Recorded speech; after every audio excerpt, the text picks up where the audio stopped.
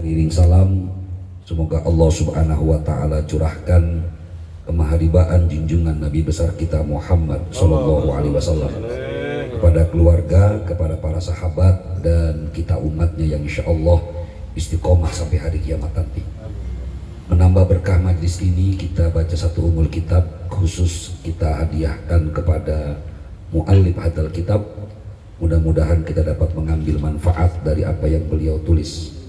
Al-Fatihah ila hadhihi niyyah wa ala kulli niyatin shalihah wa ila hadratin Nabi Mustafa Rasulullah sallallahu alaihi wasallam, khususan muallif hadzal kitab Syekh Muhammad Ali As-Sabuni syai'ulillahi lahumul Fatihah. A'udzu billahi minasyaitonir rajim. Bismillahirrahmanirrahim. Alhamdulillahi rabbil alamin arrahmanir rahim maliki yaumiddin. Iyyaka na'budu wa iyyaka nasta'in ihdinas siratal mustaqim siratal ladzina an'amta 'alaihim ghairil maghdubi 'alaihim waladdallin. Amin.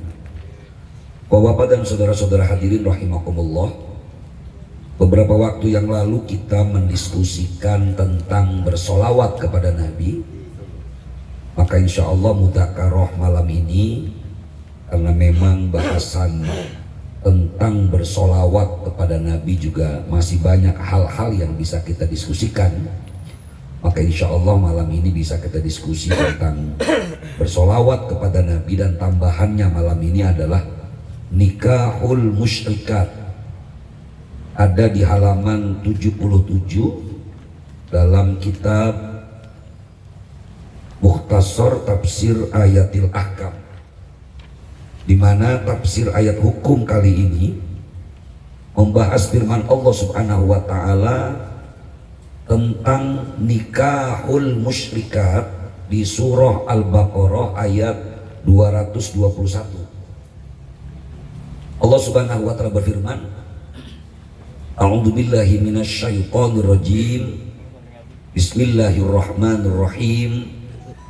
Wala tankihul musyrikati hatta yu'min wala amatum mu'minatun khairum min musyrikatin walau a'jabatkum.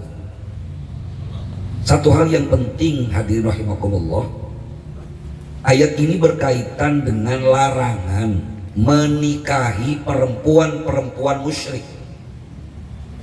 Yang menjadi akar persoalan adalah siapakah perempuan-perempuan musyrik itu?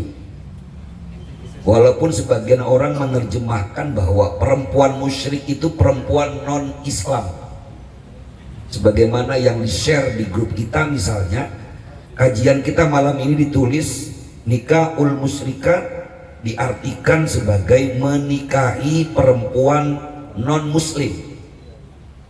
Padahal di ayat ini, sebagaimana disampaikan oleh Syekh Ali As-Sabuni, bahwa wanita musyrik itu belum tentu non muslim. Ini kalau kita nggak ngaji memang agak repot ini. Tapi kita akan bahas karena ini mudzakarah lagi-lagi. Karena akan ada sedikit rentan ketika berhadapan bahwa perempuan Yahudi, perempuan Nasrani itu bukan perempuan musyrik. Maka pertanyaannya, kalau perempuan musyrik nggak boleh, berarti kalau perempuannya orang Yahudi, perempuannya orang Nasrani, boleh apa enggak? Kan ini menjadi perdebatan. Kita akan baca. Bismillahirrahmanirrahim. Wala tankihul musyrikat. Janganlah kalian menikahi perempuan-perempuan musyrik hatta yu'minna, sampai wanita itu beriman kepada Allah. Apa alasannya? Wala amatum mu'minatun, karena perempuan budak sahaya sekalipun, kalau dia beriman kepada Allah, khairun, itu lebih baik, min musyrikatin, daripada perempuan musyrik, walau a'jabatkum, walaupun wanita itu menarik bagi kalian. Bahasa kitanya, perempuan budak yang wajahnya nggak cakep sekalipun, tapi dia beriman kepada Allah, itu masih lebih baik daripada perempuan musyrik walaupun cuakepnya minta ampun. Ini makna lazimnya.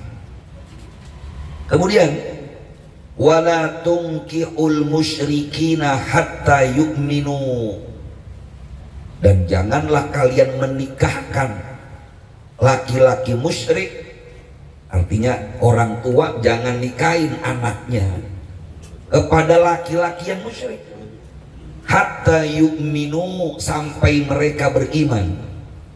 Wala abdum mu'minun, karena hamba budak sahaya yang beriman, dia budak tapi beriman, khairun min musyriki walau a'jabakum, itu lebih baik daripada laki-laki musyrik walaupun tampangnya menarik. Ini konsep yang disampaikan Allah Subhanahu wa taala, bahwa menikahi perempuan-perempuan yang musyrik jangan. Maka ulama sepakat, nanti disampaikan dalam tafsir ini, hukumnya haram. Ulaika yad'una ilan nar, karena mereka itu mengajak ke neraka. Wallahu yad'u ilal jannati wal maghfirati biiznih, dan Allah mengajak ke dalam surga dan ampunannya, biiznihi, dengan izinnya.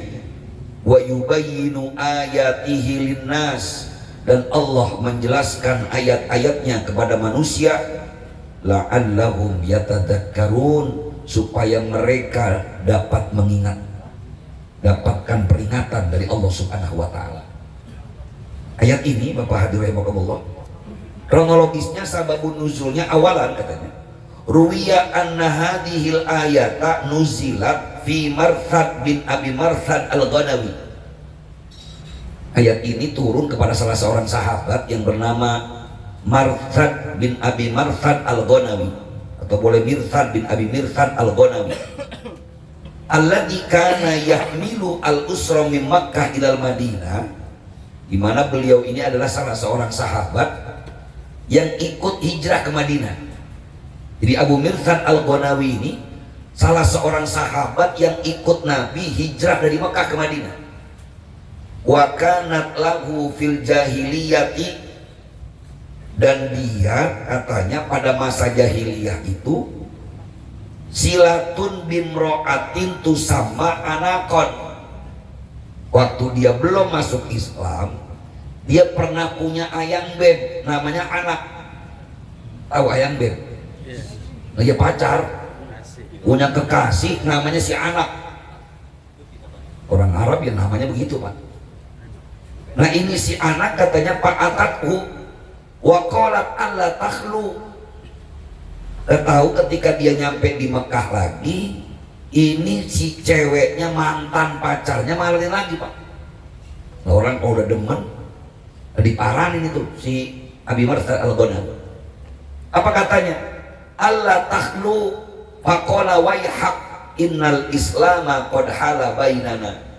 Bahasa kitanya, kita nggak ketemuan lagi nih, kita nggak jalan-jalan bareng lagi nih, kata perempuannya. Maka kata Mirthad bin Abi Mirthad al-Ghanawi, wayhak, celaka kamu, sesungguhnya Islam telah menjadi penghalang di antara kita.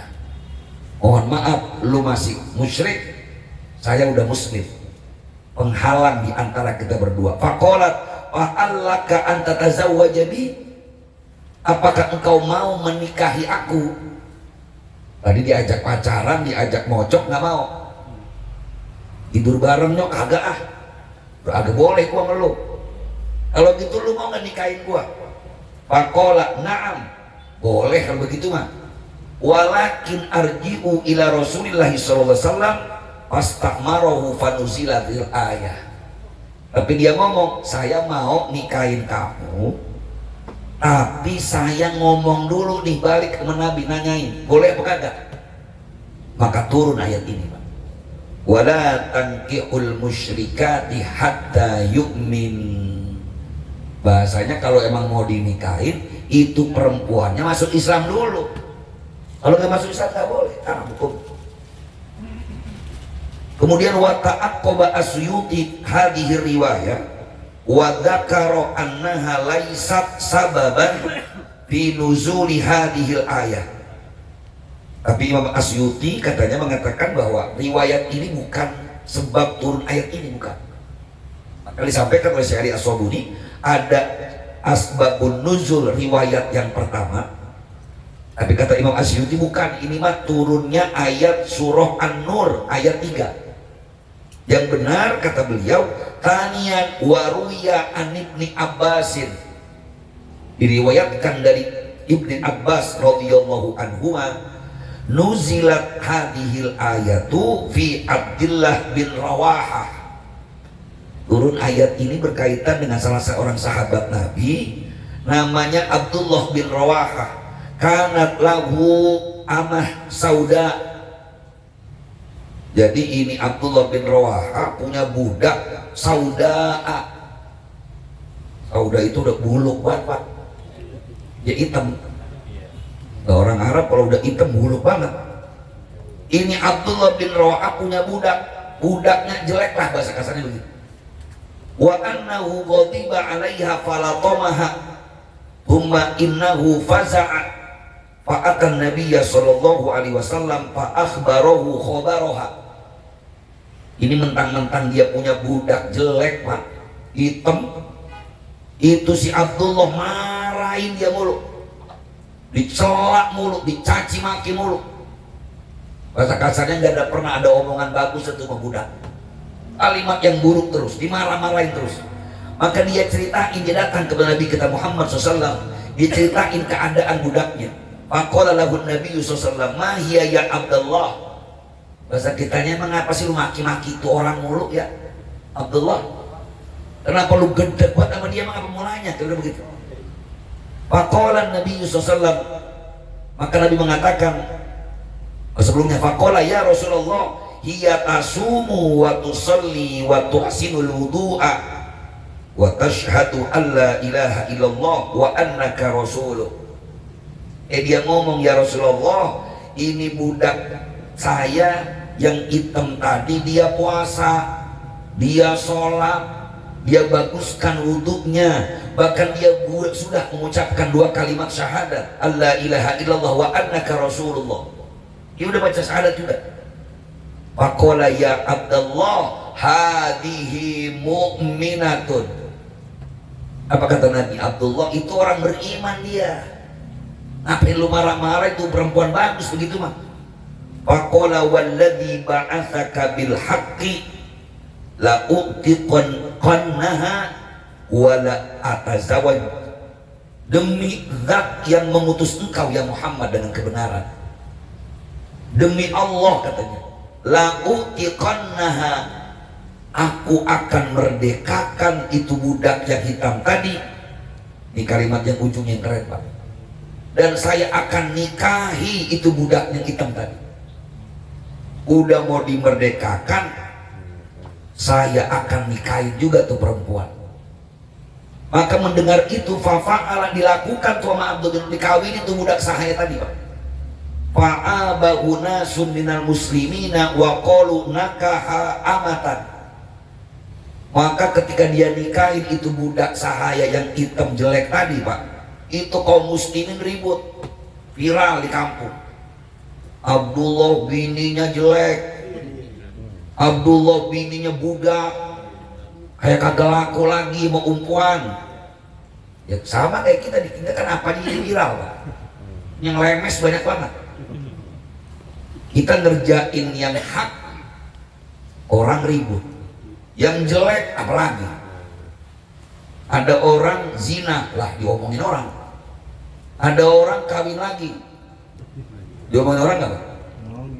Dan diomongin juga serba salah jadinya. Emang orang mau begitu. Dan itu sama, nikah, udah nikah bener diomongin. Wa qalu nakaha amatan wa kanu yarghubuna fi nikahil musyrikati raqbatan fi ahsabihinna.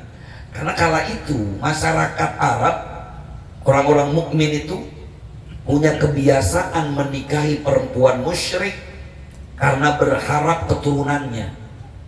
Gak apa-apa kita nikahin perempuan musyrik karena keturunannya baik-baik ya. Kalau yang namanya budak udah nggak ada pandangan sama sekali. Makanya wajar ayat ini turun, wala amatum mu'minatun khairun min musyrikati walau a'jabat. Konsep Islam, budak sekalipun, orang susah sekalipun, kira-kira begitu, orang nggak punya sekalipun, kalau dia beriman kepada Allah, akhlaknya baik, masih lebih bagus. Cuman emang dasar kita manusia biasa Pak, kita punya anak perempuan cakep, didatengin nih laki mau ngelamar lawan kita, hafal Quran, akhlaknya bagus, ustadzah, cuman mukanya jelek. Ya Allah, ini tampang gak ada ustadz sama sekali bocah, hidung bles. Pas ditanya, lu punya motor kagak? Kagak. Mobil apalagi, motor, rumah kagak punya. Dan terus bagaimana ngontrak di samping masjid, nggak bayar, orang jadi marbot. Kira-kira diterima nggak kita Pak? Iya, dia ngelamar perawan kita, diterima apa kagak? Ngaku aja ngaku. Nah, yuk, gue mendingan nyari ustadz yang lain dah. Yang ini mah jangan, yang ini mah jangan. Kira-kira begitu. Baik, ini pembahasan takas bagus. Al-latifatul ula, intisari tafsir, ini yang paling penting. Al-muradu bin nikahi huna al-aqdu bil ijma' ay la tuzawwiju bil musyrikat. Yang dimaksud dengan nikah di ayat ini adalah akad bil ijma' dengan konsensus ulama, ay la tuzawwiju bil musyrikat, janganlah engkau mengawini, menikahi perempuan-perempuan musyrik. Qala al-Qurhi al-muradu bin nikahi al-aqdu lal wata'u. Ini hanya penjelasan bahasa saja Pak, walaupun intinya ulama sepakat makna wala tankihu di sini ya menikahi, berhubungan setelah menikah tentunya. Tapi justru yang paling penting al-latifah ats-tsaniyah ini, intisari yang kedua.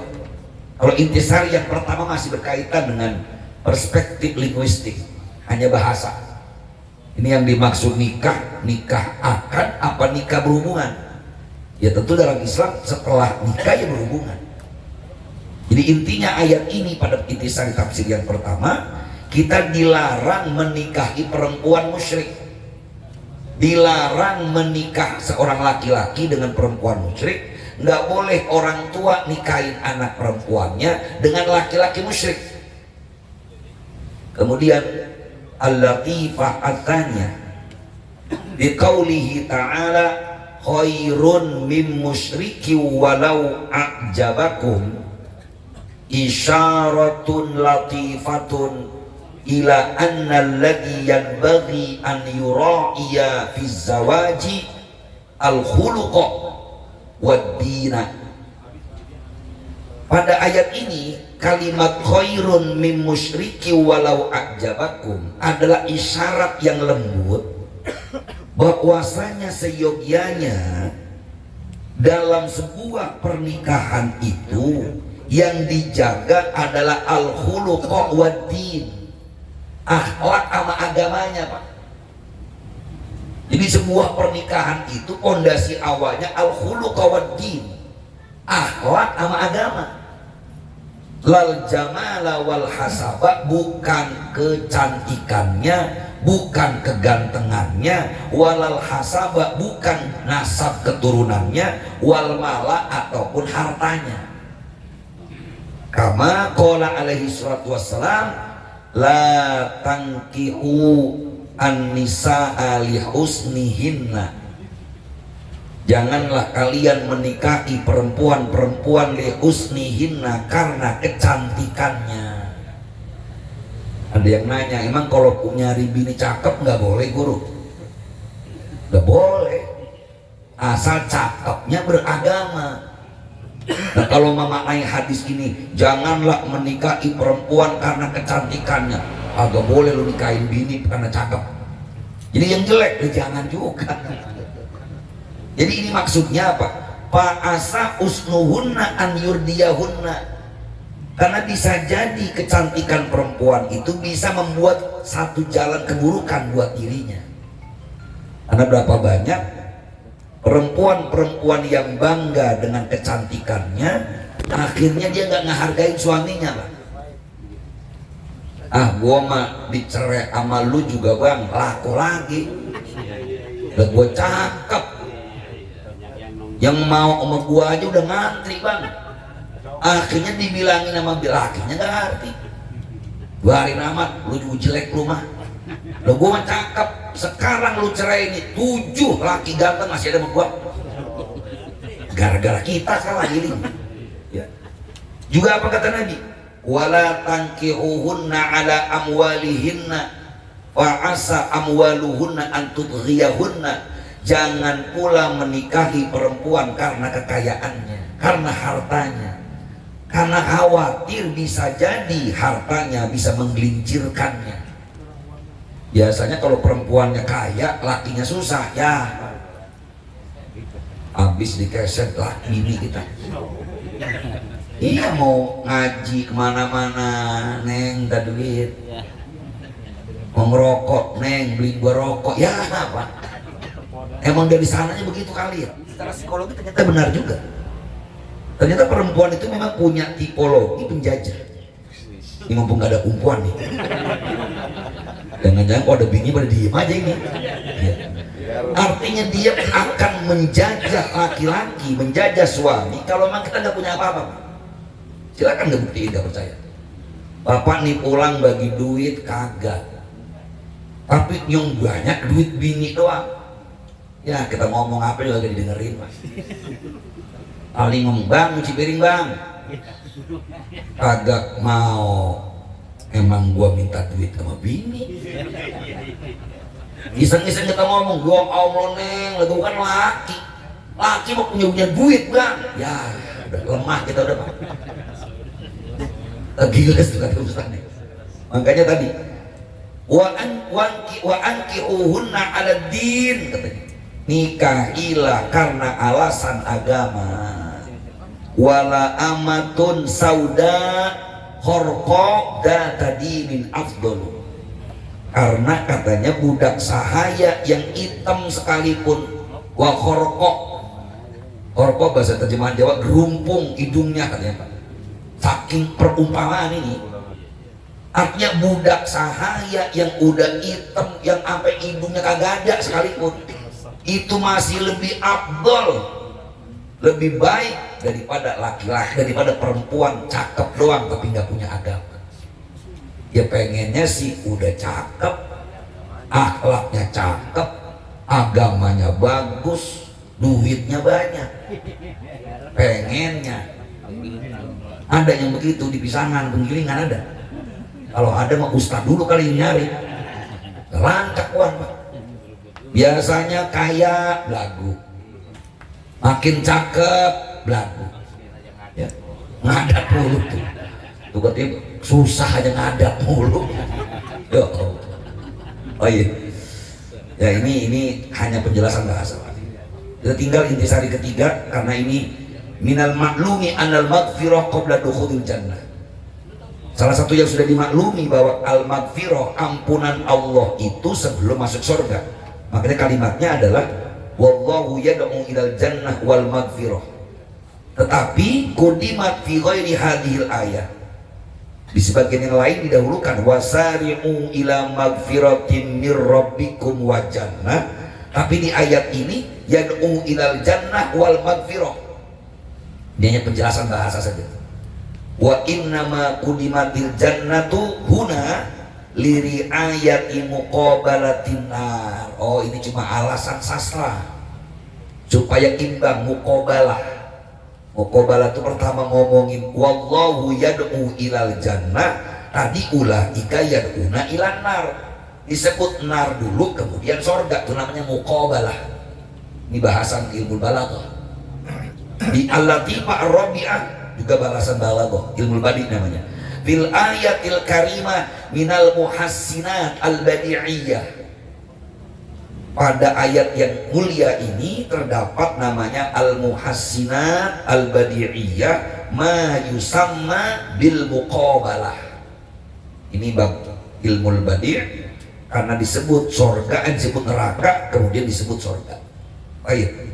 Al-ahkam asyariyah, ini hukum syara'nya. Al-hukmul awal hal yahrumu nikah al-kitabiyat atau hal yuhramu nikahul kitabiyati. Hukum yang pertama nih Pak, apakah haram menikahi perempuan ahlul kitab? Apakah haram menikahi perempuan Yahudi atau Nasrani? Apalagi lagi perang Hamas sama Israel nih Pak. Misalnya pejuang Palestina dapetin perempuan Yahudi. Nah, iya ini perempuan Yahudi, lakinya mati kebom. Boleh nggak dinikahin? Boleh. Atau perempuan Nasrani Kristen, kan banyak banget tuh Cina Kristen Pak, yang di material, yang tukang HP. Kita deketin tuh dia, kita ajak nikah, nggak masuk Islam. Dalla qauluhu ta'ala wala tankihul musyrikati hatta yu'minna ala hurmati nikahil majusiyati wal wathaniyati. Ayat ini, firman Allah Ta'ala ini menunjukkan keharaman menikahi perempuan majusi dan perempuan penyembah berhala, Hindu, Buddha, Konghucu, itu agama-agama yang itu nggak boleh. Tapi wa amal kitabiyatu fayajuzu nikahuhunna. Ini bukan kata saya, ini kata kitab. Sedangkan perempuan kitabiyat maka boleh menikahinya. Diqaulihi ta'ala, berdasarkan firman Allah Subhanahu wa taala di surah Al-Maidah ayat 5. Wa ta'amul ladina utul kitaba hillul lakum wa ta'amukum hillul lahum wal muhsanatu minal mu'minat wal muhsanatu minal ladina utul kitab. Dan makanan ahlul kitab halal bagimu. Wa ta'amukum hillul lahum, makanan kamu halal bagi mereka. Wal muhsanatu minal mu'minat, dan perempuan baik-baik dari orang mukmin dan perempuan baik-baik dari ahlul kitab halal bagimu. Termasuk pembahasan sembelihan misalnya. Kalau ada kambing yang motong orang Yahudi, sah nggak? Kalau orang Yahudi nggak nemu, orang Kristen dah. Orang Kristen motong ayam, kita makan ayamnya, boleh nggak? Ayatnya bilang boleh. Lihat apa terjemahan ini? Hillul lakum, halal bagimu. Kalau ada orang motong ayam nggak baca bismillah, halal? Boleh ya? Motong kambing udah mau pakai bismillah lagi, mau gorok aja langsung, boleh kan? Lah sekarang kalau orang Kristen boleh nggak? Ntar kita diskusiin dah ya. Al ayat al afifat min ahlil kitab wa hada qaulu jumhuril ulama. Yang membolehkan menikahi perempuan ahlul kitab itu pendapat mayoritas ulama malah. Wa bihi qala al-a'immah al-arba'ah, dan itu diungkapkan oleh imam madhab yang 4, Imam Ahmad, Imam Abu Hanifah, Imam Malik, Imam Syafi'i, boleh. Wa dhahaba Ibnu Umar radhiyallahu anhuma ila tahrimi nikahil kitabiyah. Sementara pendapatnya Ibnu Umar radhiyallahu anhuma hukumnya tetap haram betul. Jadi ada dua pendapat, kalau perempuan musyrik semua sepakat haram. Tapi kalau perempuan ahlul kitab, jumhur ulama mengatakan boleh, pendapat Ibnu Umar mengatakan haram. Wa kana idza su'ila an nikahi rajul an-nasraniyah awil yahudiyah, dan ketika beliau ditanya tentang pernikahan seorang laki-laki muslim dengan perempuan Nasrani atau Yahudi, Nasrani kan Kristen, atau orang Yahudi, qala harramallahu ta'ala al-musyrikati 'alal muslimin wala a'rifu syai'an minal isyraq a'dham min anna taqula al-mar'ah rabbuha Isa au 'abdun min ibadillahi ta'ala.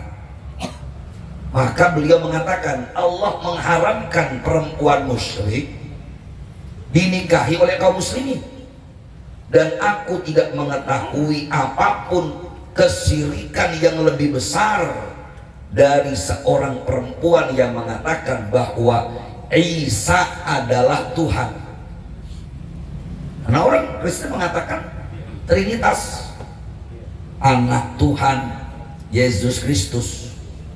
Maka menurut beliau haram, karena yang mengatakan bahwa Nabi Isa itu anak Tuhan musyrik udah. Ini pendapatnya Ibnu Umar. Wa ila hadza dhahabal imamiyah, maka karena itu pendapatnya madhab imamiyah dan madhab az-zaidiyah, dan ini ada pendapat mereka, ulama-ulama Syiah mengatakan haram. Wa ja'alu ayatal ma'idata mansukhatan bihadhil ayati naskhul khas bil 'am. Mereka menjadikan ayat di Al-Maidah ini dimansuh dengan ayat yang sebelumnya dengan menasakh khos kepada yang umum. Hujjatul jumhur. Apa sih dalilnya? Mayoritas ulama mengatakan boleh. Ihtajjal jumhuru bi anna lafdzul musyrikati la yatanawalu ahlal kitab.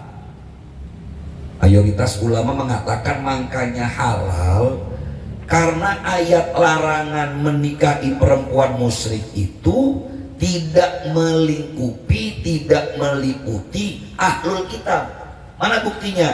Di surah Al-Baqarah, ma yawaddul ladina kafaru min ahlil kitabi walal musyrikin. Allah sebut ada ahlul kitab, ada musyrik. Tidak suka orang-orang kafir dari ahlul kitab dan orang musyrik. Orang musyrik kafir nggak? Kafir nggak? Ahlul kitab kafir nggak? Kafir juga. Yang lebih jelas dalilnya di firman Allah Subhanahu wa taala di Al-Bayyinah ayat 1. Lam yakunil ladina kafaru min ahlil kitabi wal musyrikin. Tidaklah orang-orang kafir itu yang terdiri dari ahlul kitab dan orang musyrik. Mereka disebut kafir, Pak. Tapi dibedain, ada namanya musyrik, ada namanya ahlul kitab. Ini dalil dari jumhur ulama. Wastadallu biha, para ulama jumhur juga mengambil argumentasi dengan apa yang diriwayatkan dari salaf min ibahati zawaji bil kitabiyah, kebolehan menikahi perempuan Yahudi dan Nasrani.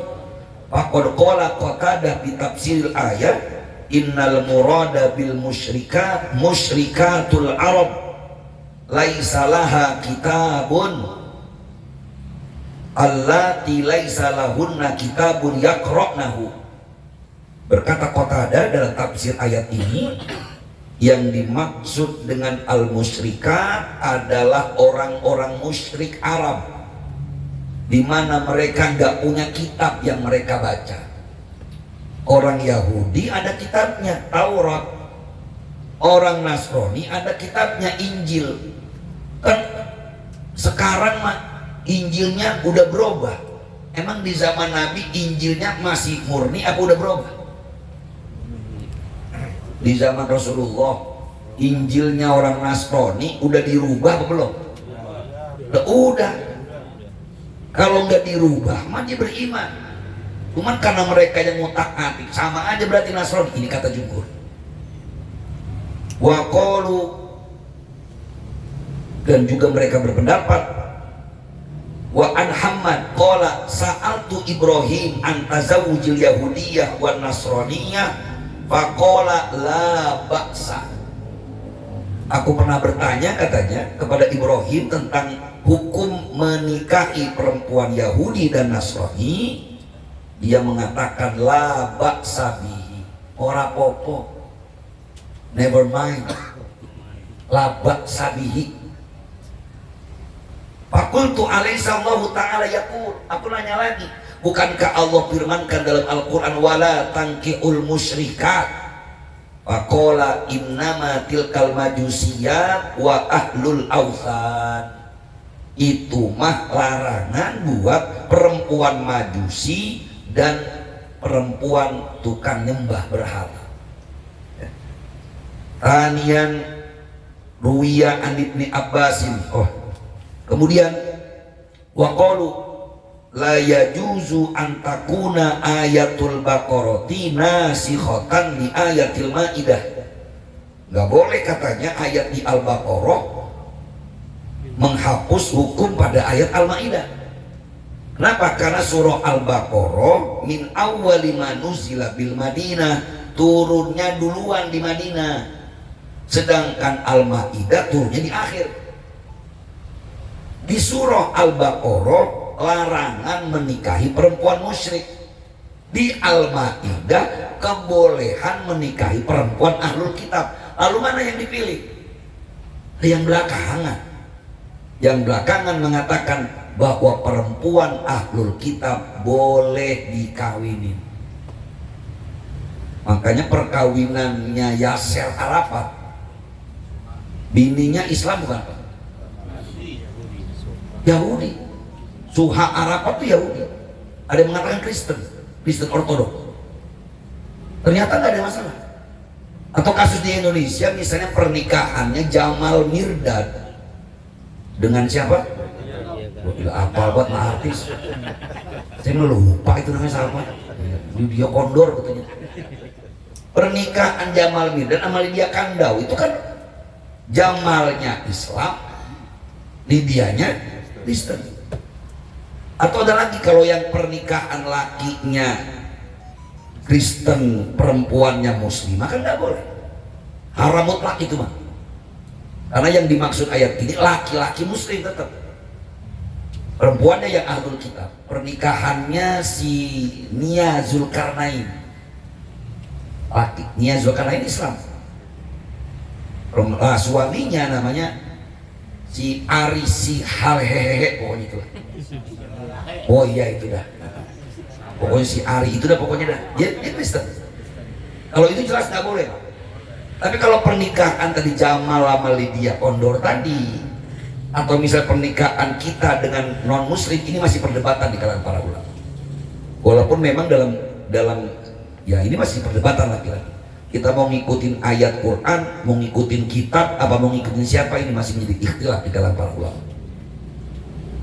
Wastadallu, sedangkan ulama yang menyebutkan haram, ini ada hadis katanya dari Abdurrahman bin Auf an Rasulullah SAW annahu qala fil majusi sannu bihim sunnata ahlil kitab ghairi naqihi nisaihim wala akili dabaihim. Ikutilah atau jalanilah dengan mereka seperti jalannya ahlul kitab, selain menikahi wanita-wanita mereka dan tidak boleh memakan sembelihan-sembelihan mereka. Falau lam yakun nikahu nisaihim jaizan, seandainya menikahi perempuan-perempuan mereka itu boleh, tentu nggak disebut itu kata ahlul kitab. Ini perdebatannya adalah apakah boleh makna al-musyrikat atau tidak. Nih biar lihat kesimpulannya di hadits, boleh dibuka di halaman 81. Ya diskusinya panjangan dikit. Matursyinu ilaihil ayat al-karimah, yang ditunjukkan pada ayat ini, awalan hurmatu zawwaj bil musyrikatil wathaniyah allati laisa laha kitabun samawiyun.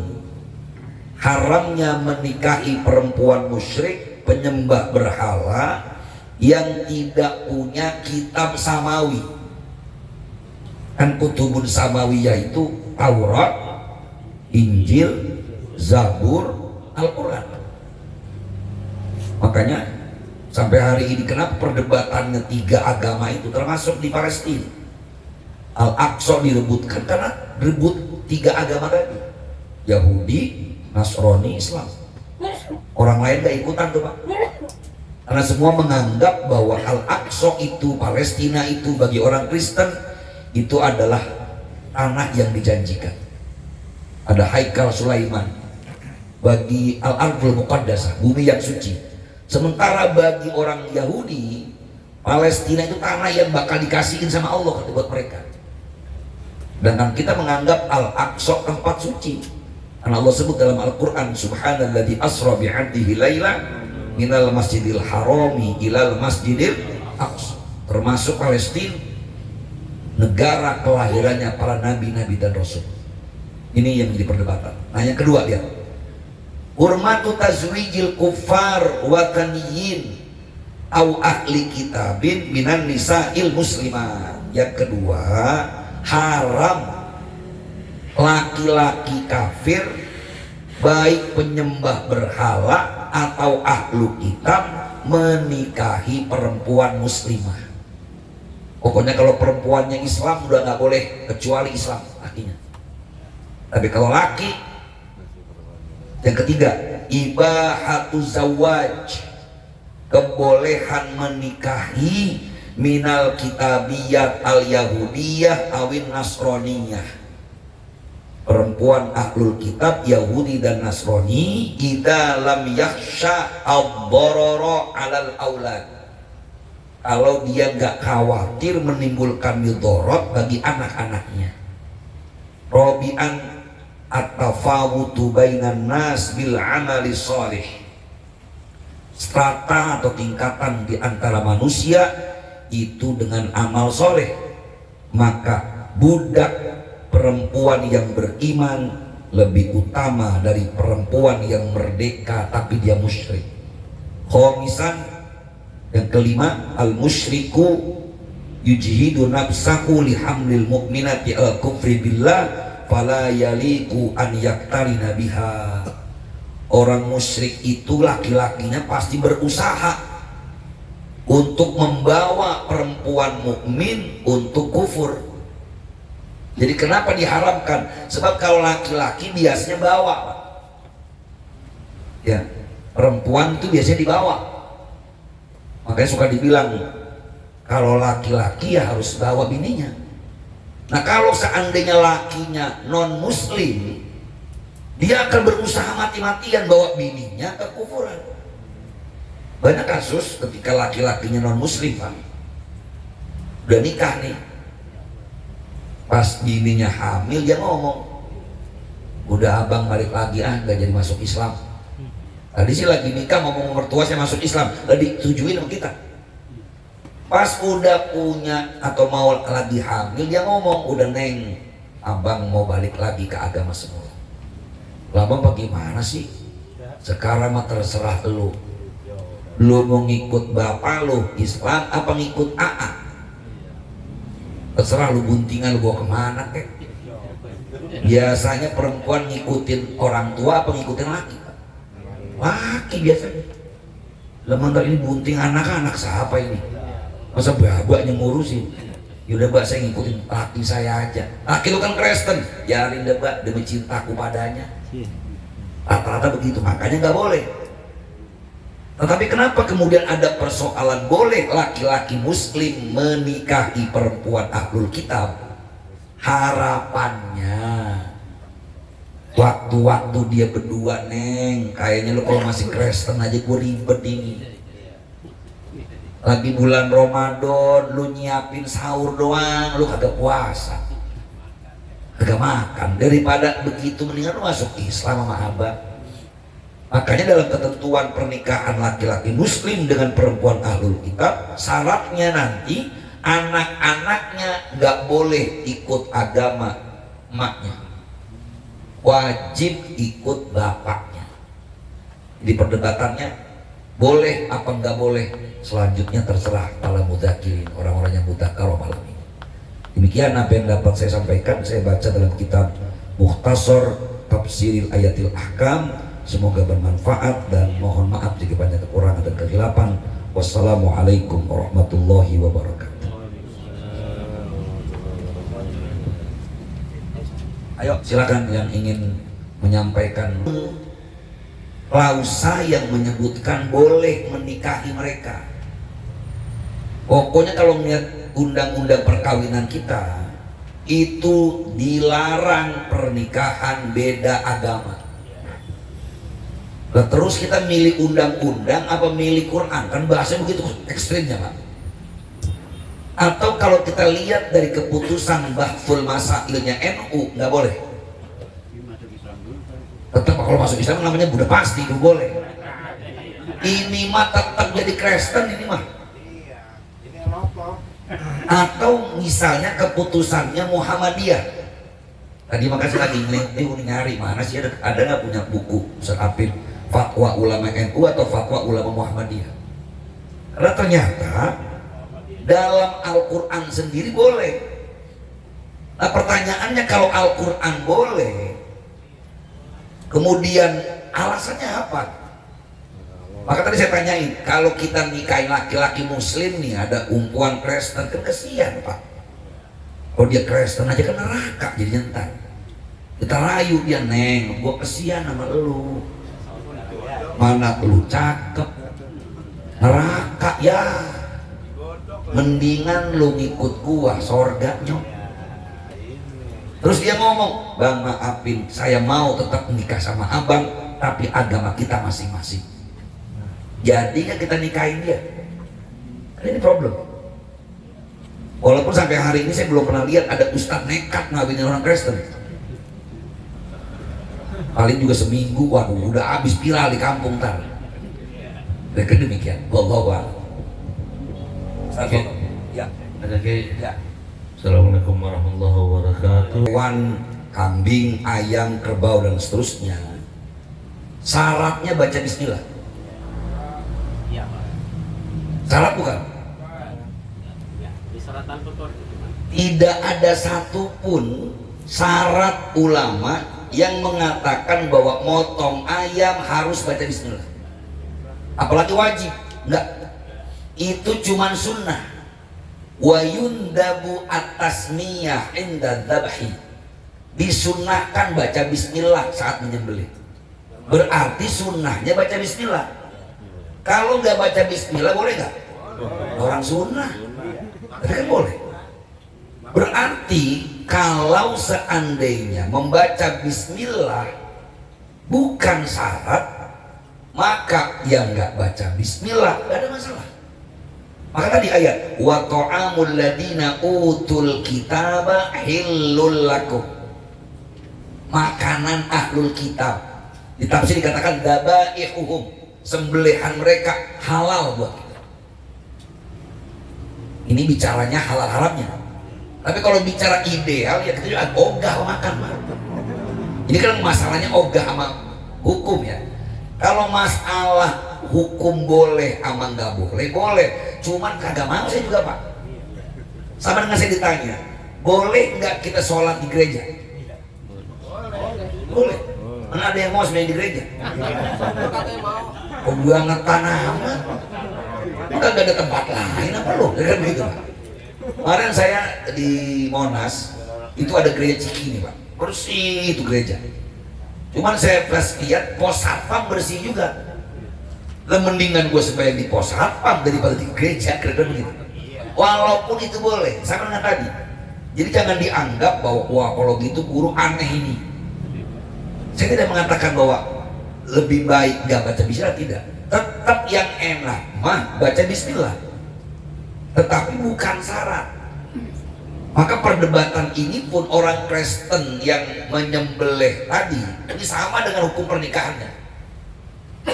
Saya katakan, kenapa ulama-ulama NU mengharamkan? Mengambil satu pandangan dari Imam Syafi'i rahimahullah bahwa ahlul kitab itu boleh dinikahi, dikata beliau, kalau ahlul kitabnya punya nasab nyampe kepada Nasrani di zaman Nabi. Dan itu gak mungkin dicari di sini Pak. Orang Kristennya katanya kalau bapak nenek moyangnya nyambung sama Kristen di zaman Nabi. Sebenarnya saya menganggap bahwa saking jangannya ini benar. Kenapa? Karena nggak ada ketemu. Nah, nyari di mana Kristen sini? Kristennya kata nyambung ke sono. Tapi kalau ulama-ulama Muhammadiyah bukan itu persoalannya. Kata ulama-ulama Muhammadiyah nggak bolehnya laki-laki Muslim menikahi perempuan Kristen sekalipun karena nggak ada manfaatnya. Banyakan nyedorotnya daripada manfaatnya. Tadi bini sama-sama Islam aja susah ngurusinnya, apalagi yang beda agama. Maka berkaitan dengan persoalan tadi penyembelihan, tetap al-ihtiyat ahsan, berhati-hati lebih baik daripada khawatir ini Yahudi atau Nasrani yang motong, nanti malah dia nyebut nama berhala. Karena yang nggak boleh nyebut nama berhala Islam sekalipun, kalau dia motong Mbah Kruhun anu Islam sih KTP-nya, cuma dia menyebut nama berhala haram. Dalilnya wa ma uhilla li ghairillahi bi hurrimat alaikumul maitatu waddamu walahmul khinzir wa ma uhilla bihi li ghairillah, diharamkan bagimu daging babi, bangke al-maitah bangke, walahmul khinzir daging babi, wa ma uhilla, dan yang dipotong menyebut nama selain Allah.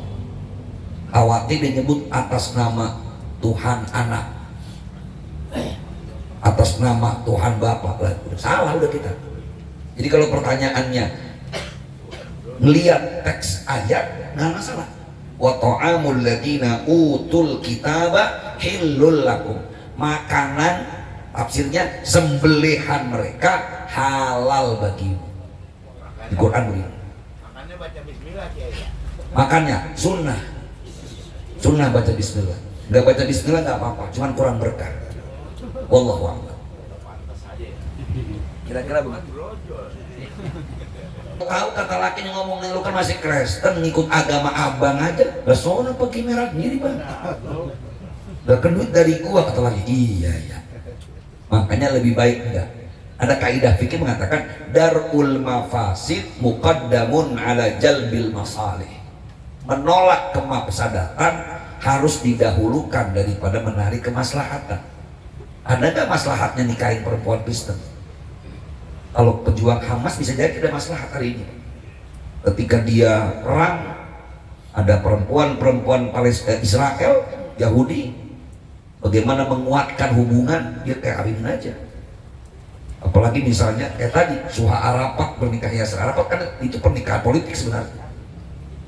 Jadi ini pendapat dari para ulama-ulama kita. Wallahu a'lam. Silakan yang lain boleh berpendapat.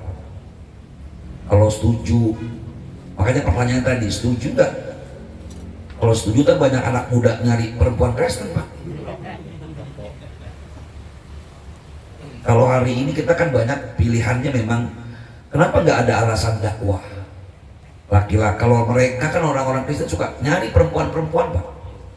Perempuan-perempuan Islam dicari sama dia, dideketin, dipacarin.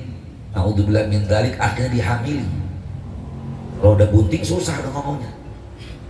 Lu mau masuk agama gua nggak? Kalau kagak mau ya terserah lu, malu.